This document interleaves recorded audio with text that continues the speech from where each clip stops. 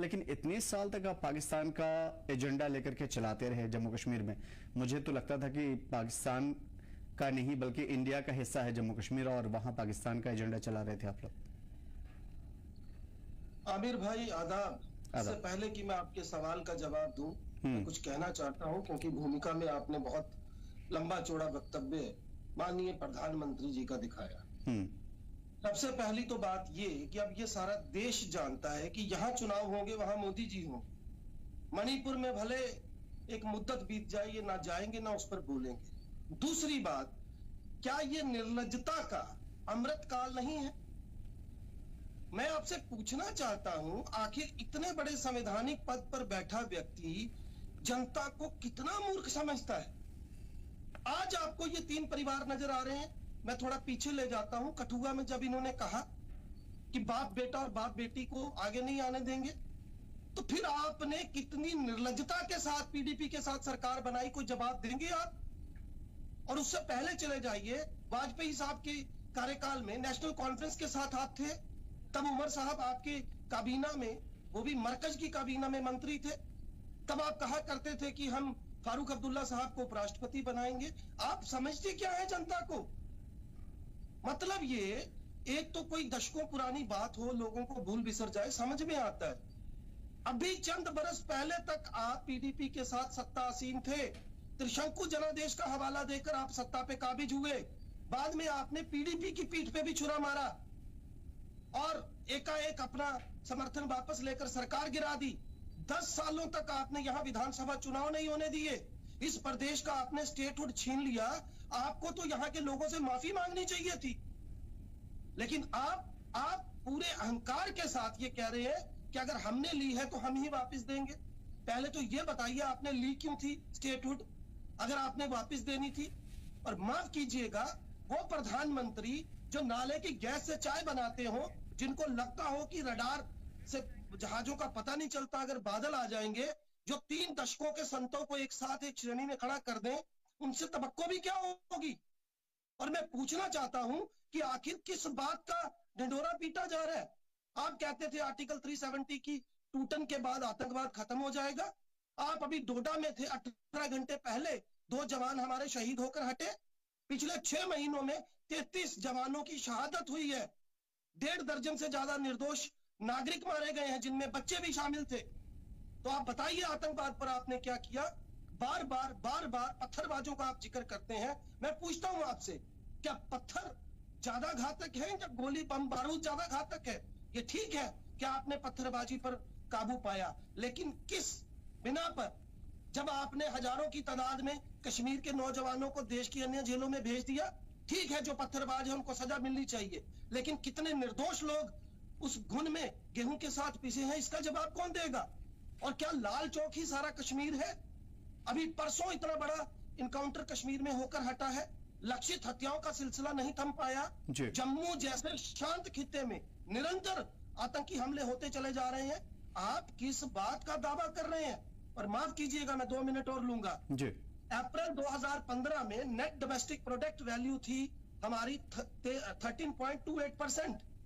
2019 में ये 8.73% हो जाती है। पर पर्सन कैपिटा जो 12.31% थी, वो 8.41% हो जाती है। जम्मू कश्मीर पर जो कर्ज 2014 में 1,12,793 करोड़ था, वो 3 गुना बढ़ जाता है। बेरोजगारी की दर जहां पूरे देश की 6.6 है, जम्मू कश्मीर की 10.7 है। और तो और आप सोशल सेक्टर में आइए जनाब, सुसाइडल रेट जो 2.10 था पर लाख प्रति लाख व्यक्ति, वो 2023-24 में 2.40% हो जाता है। ये बहुत बड़ा फिगर है। और मैं पूछना चाहता हूं, आखिर आपने जम्मू कश्मीर के लोगों को smart meter, toll plaza, property tax, paper leak, इन सब के अलावा दिया क्या है? और आप जिस एलजी की बात कर रहे हैं, 1300 करोड़ का गड़बड़ झाला उस पर जल शक्ति विभाग का। और तो और इससे ज्यादा शर्मनाक क्या होगा कि लोगों के पैसे को अपने बेटे की शादी की सगाई में वो इस्तेमाल करते हैं। और ये आरोप, लेकिन जगदीप साहब, आप जिस जीडीपी की बात कर रहे हैं 7.5% इस मरतबा बढ़ा है, 24-25 की मैं बात कर रहा हूं, क्या आप इससे खुश नहीं है? मेरी बात सुनिए आमिर भाई, मैंने जीडीपी नहीं बोला, पहले आप समझिए। ये नेट डोमेस्टिक वैल्यू है, जीडीपी नहीं बताती कि आपकी अर्थव्यवस्था कहाँ है, आपकी डोमेस्टिक प्रोडक्ट की लागत कितनी है।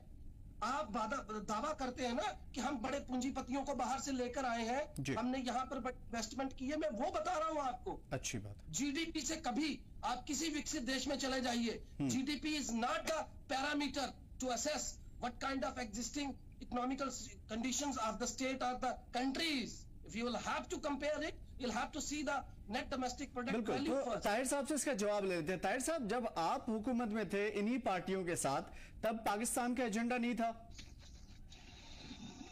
देखिए, 70 साल चाहे नेशनल कॉन्फ्रेंस की बात की जाए, चाहे कांग्रेस की बात की जाए, पाकिस्तान के साथ हाथ मिला के ये सरकारें बनाते रहे, चाहे जम्मू कश्मीर हो, चाहे हिंदुस्तान की बाकी चीजें हो, पाकिस्तान की तारीफ करके, चाइना की तारीफ करके अपना काम ये लोग चलाते रहे और अपने परिवारों को पालते रहे। वही वजह है कि आज भी पाकिस्तान से एक बयान आता है कि जो नेशनल कॉन्फ्रेंस और कांग्रेस कह रही है वो सही है, 370 वापस आना चाहिए, 35 से वापस आना चाहिए। बहुत मजबूरियां हैं गांधी परिवार की, अब्दुल्ला परिवार की और मुफ्ती परिवार की, और भारतीय जनता पार्टी, माननीय प्रधानमंत्री साहब, उनकी सोच परिवारवाद को हम लोग खत्म करना चाहते हैं। और देश में हकीकत में अगर बात की जाए, जब से भारतीय जनता पार्टी की सरकार आई है 2014 के बाद, हम बहुत हद तक इस चीज में कामयाब हुए हैं। कांग्रेस के लोगों के पास आज कोई जवाब नहीं है, कभी वहां की बातें की जाती हैं, कभी वहां की बातें की जाती हैं। हकीकत में ये लोग जमीनी सतह पे अपना वजूद खो चुके हैं। लेकिन चौधरी साहब, बात की जाए, अभी जिस तरीके से वो स्टेटिस्टिक्स बता रहे थे जगदीप साहब, उस हिसाब से तो साफ होता है कहीं ना कहीं वो प्रूफ के साथ ये बात बोल रहे हैं और ये कोई ढकी हुई बात नहीं है। नहीं, देखिए जगदीप सिंह साहब का जो तरीका है ना, क्योंकि एक प्रोफेशन से आगे देखा जाए तो जर्नलिस्ट हैं जी, और अब ये कांग्रेस पार्टी में आए, पहले आम आदमी पार्टी में थे, अब कांग्रेस पार्टी में है। मुझे लगता है कि आने वाले टाइम पे किसी और पार्टी में भी ये जा सकते हैं। लेकिन इस तरह का पार्टी को गुमराह करना, अवाम को गुमराह करना, उस तरह की चीजें ये हमेशा हर चैनल के ऊपर करते हैं। और इनकी एक ही लाइन रहती है कि भारतीय जनता पार्टी को, हमारा जो अभी तक का हमारा कार्यकाल पूरे देश के अंदर रहा है, उसको कैसे गुमराह करके लोगों को किसी ढंग से बताया जाए कि भारतीय जनता पार्टी कुछ नहीं कर रही है। भारतीय जनता पार्टी ने 70 साल के बाद जो तरक्की की है, 70 साल देश कहाँ था, आज देश कहाँ है, उस चीज का कंपैरिजन का इनके पास कोई जवाब नहीं है। जम्मू कश्मीर डेवलपमेंट की तरफ भाग रहा है। नया जम्मू कश्मीर का जो ख्वाब प्रधानमंत्री साहब ने देखा था, उसमें वो कामयाब हो चुके हैं। आज प्रधानमंत्री साहब की 2 बहुत बड़ी बड़ी रैलीज है, उसके ऊपर ये बात नहीं करेंगे जब इन लोगों ने चैनल्स के ऊपर इतनी आवाम, इतनी पब्लिक देखी और लोग सुबह 5 बजे से जो